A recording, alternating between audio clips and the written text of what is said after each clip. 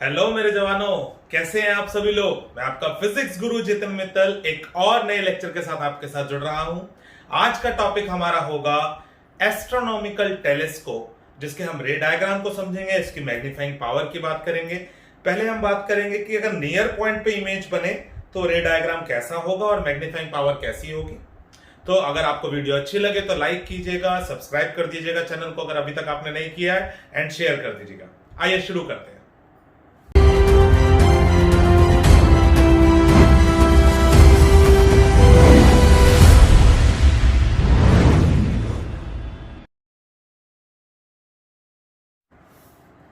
बच्चे बड़े ही ध्यान से समझेंगे एस्ट्रोनॉमिकल टेलीस्कोप के डायग्राम को। डायग्राम हम सब लर्न कर लेते हैं, हम सबको पता है इसमें दो लेंस का इस्तेमाल हो रहा है। टेलीस्कोप हम यूज करते हैं बहुत दूर की ऑब्जेक्ट्स को देखने के लिए, तो दो कॉन्वेक्स लेंस बनने हैं। लेकिन एग्जाम में एक ही बारी में मेरा जो रे डायग्राम है वो सही बनना चाहिए। मेरे पास इतना टाइम नहीं है कि मैं गलत हुआ उसे रब करके दोबारा बनाऊं, तो वो खराब हो लगता है, डायग्राम भी अच्छा नहीं लगेगा, गंदा गंदा सा हो जाएगा। तो कुछ इंस्ट्रक्शन है जिन्हें फॉलो कीजिएगा। तो वो क्या है इंस्ट्रक्शन? सबसे पहले प्रिंसिपल एक्सिस हम ड्रॉ कर लेंगे with the help of scale. अब मैं इसके ठीक ऊपर और नीचे वर्टिकल लाइन ड्रॉ करूंगा। लेट्स से मैं इसके नोटबुक के हिसाब से 3 लाइन ऊपर तक गया तो 3 लाइन नीचे। अभी लेंस मत बनाना, दोनों लेंस पहले मत बनाना कभी भी। ओके, अब मैं स्केल की हेल्प से एक रे कुछ इस तरीके से और एक इसी के पैरेलल ड्रॉ कर दूंगा। मैं दिखाना चाहता हूं कि ऑब्जेक्ट इंफिनिटी से आ रहा है, ठीक है, it's coming from far point. Now अब मैं क्या करूंगा, अगर इंफिनिटी पे ऑब्जेक्ट है तो इमेज कहां बन रही होगी? फोकस पर। आप इस लेंस का फोकस कहीं पर इमेजिन कर लीजिए। Let's say this is FO। तो अगर ये FO है तो इमेज यहां पर बन रही होगी। अब मैं इसको जस्टिफाई एग्जामिनर को कैसे करूंगा? मैं इस पॉइंट को इस पॉइंट से ज्वाइन कर दूंगा।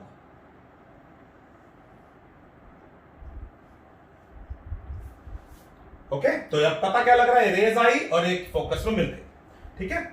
अब मैं इन दोनों को एक्सटेंड कर दूंगा और एक वर्टिकल लाइन इस तरह से ड्रॉ कर दूंगा कि ये दोनों लाइंस इसके थ्रू पास होती हुई दिखाई दे, और जितना नीचे मैं बना रहा हूं उतना ही ऊपर, सिमेट्रिक।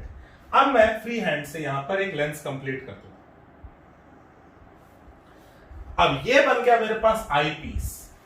जो ऑब्जेक्टिव लेंस है वो इससे बड़ा होना चाहिए। दिस इज द रीजन मैंने पहले ये बनाया। ओके, अब इससे बड़ा इसे बना देता हूं, गलती से भी इससे छोटा ना रह जाए। फ्री हैंड से कंप्लीट कर दूंगा। अब मैं क्या करूंगा, एक रे इस पॉइंट से कुछ इस तरीके से एक पैरेलल लेके जाऊंगा प्रिंसिपल एक्सिस के। मैं चाहता हूं कि जो इसने इमेज बनाई वो इस लेंस के फोकस के अंदर हो, ताकि वो उसको मैग्नीफाई कर सके।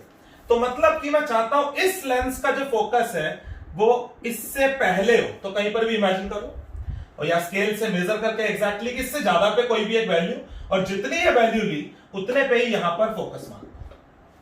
अब मैं इस पॉइंट को इस पॉइंट से ज्वाइन कर दूंगा और इन दोनों रेज को बैकवर्ड प्रोड्यूस कर दूंगा, एंड ये मेरे पास फाइनल इमेज आ जाएगी। This is A dash B dash. इस डायग्राम में मैं इस एंगल को अल्फा बोल दूंगा। जो ऑब्जेक्ट हमारी आंखों पे बना रहा है, भाई ऑब्जेक्ट मेरी आंख पे जो एंगल बना रहा है या ऑब्जेक्ट जो टेलीस्कोप के लेंस पे बना रहा है ऑब्जेक्टिव पे, वो ऑलमोस्ट सेम एंगल है। मैं चांद की अगर बात करूं तो बिल्कुल वही बात हो रही है। तो अल्फा ये है तो ये अल्फा ये है। इमेज जो आई पे एंगल बनाने वाली है दैट विल बी बीटा। यहां पर लेबलिंग करते हैं जी, चलो कुछ डिस्टेंस दिखाते हैं। ये डिस्टेंस मेरे पास हो गया बच्चे FO, ये हो गया मेरे पास UE, ये हो गया मेरे पास VE जो किसके इक्वल है? D के। So now let us define the magnifying power of astronomical telescope when image is formed at near point. I will define M as beta by alpha. It is defined as the ratio of angle subtended by the image on the eye when image is at least distance of distinct vision to the angle subtended by the object on the eye when object is at infinity. तो इस फॉर्मूले के according अगर मैं beta की बात करूं तो बीटा को मैं लिख सकता हूं A dash B dash upon B dash C2। And alpha को मैं लिख सकता हूं a dash b dash upon b dash c1। तो मेरे पास ये आ जाता है b dash c2 c1 upon b dash c2। What is b dash c1? It is plus fo। and what is b dash c2? It is minus ue. So this is m. Now let us use length formula in eyepiece या for eyepiece. I will get 1 by d minus d put करा v की जगह, ue की जगह minus ue put करा। 1 by ue comes out to be 1 by d plus 1 by fe.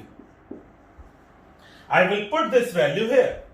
So m comes out to be minus fo 1 by d plus 1 by fe. अगर मैं fe यहां से बाहर ले लूं कॉमन, तो ये मेरे पास बन जाना चाहिए fo by fe 1 plus fe by d. This is the magnifying power of astronomical telescope. तो मेरे दोस्तों, मेरे बच्चों, मुझे लगता है आपको ये डायग्राम समझ आया हो, बहुत अच्छे से समझ आया क्योंकि यार ड्रॉ कैसे करना है, इसको एक दो बार ड्रॉ करके देखो एंड देन डेरिवेशन करना भी आपको समझ आया और ये रिजल्ट याद रखना है। तो चलो अब देखते हैं कि अगर एस्ट्रोनॉमिकल टेलीस्कोप को हम नॉर्मल एडजस्टमेंट में यूज करेंगे, यानी अगर हम इमेज फार पॉइंट पर ही बनाए, तो in that case magnifying power क्या होगी और ये रे डायग्राम कैसा दिखेगा। आइए करते हैं। तो नॉर्मल एडजस्टमेंट में एस्ट्रोनॉमिकल टेलीस्कोप का रे डायग्राम ड्रॉ करते हैं। सबसे पहले ये बनाया, एक वर्टिकल लाइन ड्रॉ करी, एक लाइन ये ड्रॉ करी, थोड़ा एग्जैक्ट करना है यहां से बिल्कुल, एक ये करी, कहीं पर भी फोकस माना FO, तो ये मेरे पास इमेज हो गई A डैश B डैश। इस पॉइंट को इस पॉइंट से ज्वाइन कर दूंगा, ये मेरे पास यहां तक का काम हो। अब मैं क्या करूंगा, यहां पर एक वर्टिकल लाइन ड्रॉ करूंगा, ओके, और फिर ये सिमेट्रिसिटी के हिसाब से ये लेंस कंप्लीट कर दूंगा। अब मैं यहां से लेकर यहां तक की ये लेंथ मेजर कर लूंगा और एग्जैक्टली यहां पर वो पॉइंट बना दूंगा। इसको मैं नाम दे दूंगा FE, और ध्यान रहो यही पॉइंट FO भी था। इस लेंस से बड़ा ये लेंस बना दो, फ्री हैंड, सिमेट्रिक बनाना बच्चे। अब मैं क्या करूंगा, एक रे यहां से पैरेलल लेके जाऊंगा, एक इस सेंटर से कट करता हुआ, एक FE से, और ये दोनों रेज पैरेलल दिखा दूंगा, जो पैरेलल जा ही रही होगी actually. This is eyepiece, this is objective. अब यहां पर लेबलिंग करते हैं हम लोग।